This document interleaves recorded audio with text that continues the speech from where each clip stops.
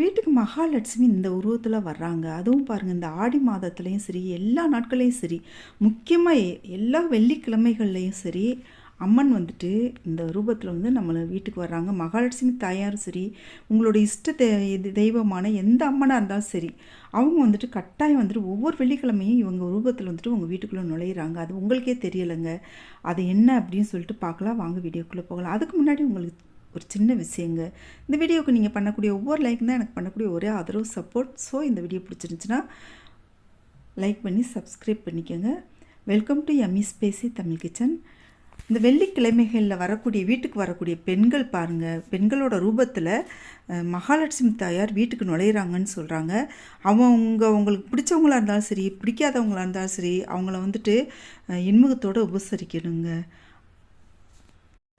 ஒரு சிலர் வீட்டில் நான் பார்த்துருக்கேன், அந்த ஜாக்கெட் பிட்டு வந்து எடுத்து வச்சுருப்பாங்க. அந்த ஜாக்கெட் பிட்டு, கண்ணாடி வளையல்கள், அதுலேயும் பார்த்திங்கன்னா மஞ்சள் கலர், இல்லைன்னா கோல்டன் கலர், பச்சை கலர், சிவப்பு கலர் வளையல்கள்.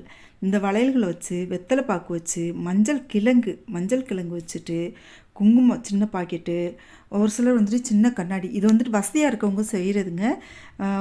உங்களுக்கு எந்த அளவுக்கு வசதி இருக்கோ அந்த அளவுக்கு வந்துட்டு நீங்கள் அதில் வந்து பொருட்கள் வைக்கலாம்.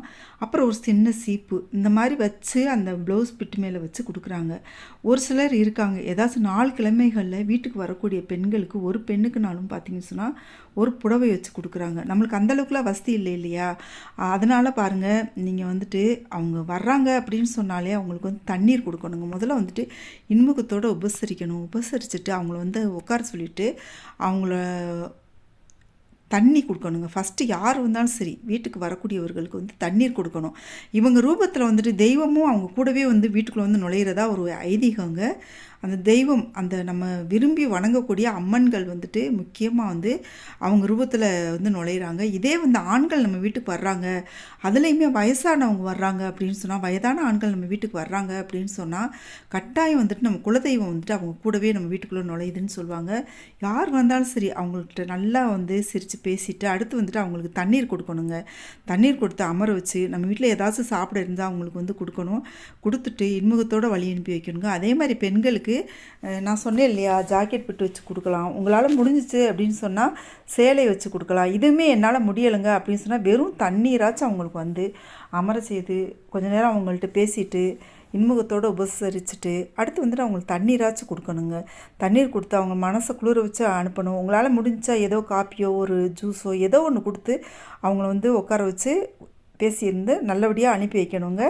அப்போ வந்துட்டு என்ன ஆகுமா, என்ன ஐதீகம் அப்படின்னு சொன்னால், அந்த தெய்வம் வந்து மனசு குளிர்ந்து அந்த வீட்டிலே வந்து தங்கிடுமா.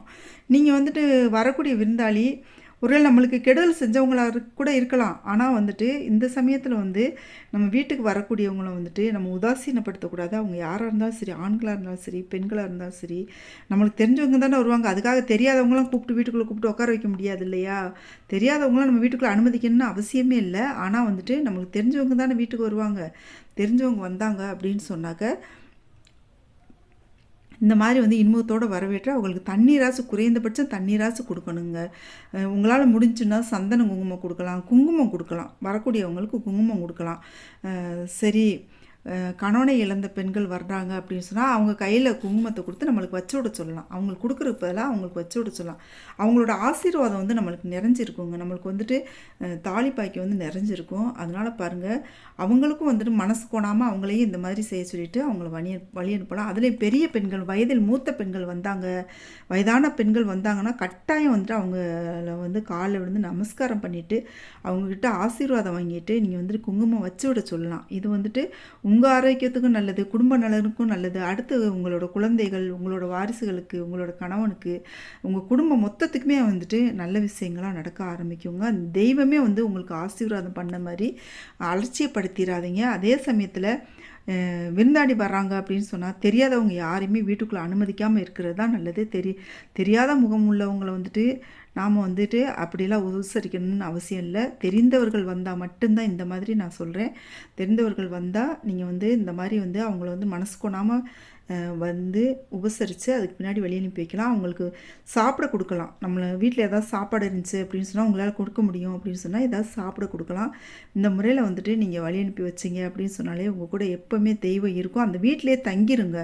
அந்த தெய்வம் வந்து அந்த வீட்டிலே தங்கிடும். எந்த தெய்வமாக இருந்தாலும் சரி, குலதெய்வமாக இருந்தாலும் சரி, உங்கள் இஷ்ட தெய்வமாக இருந்தாலும் சரி, மகாலட்சுமி தாயாக இருந்தாலும் சரி, எந்த அம்மனாக இருந்தாலும் சரி, உங்கள் வீட்டில் அப்படியே நிரந்தரமாக தங்கிடுவாங்க அப்படிங்கிறது வந்துட்டு ஒரு ஐதீகங்க.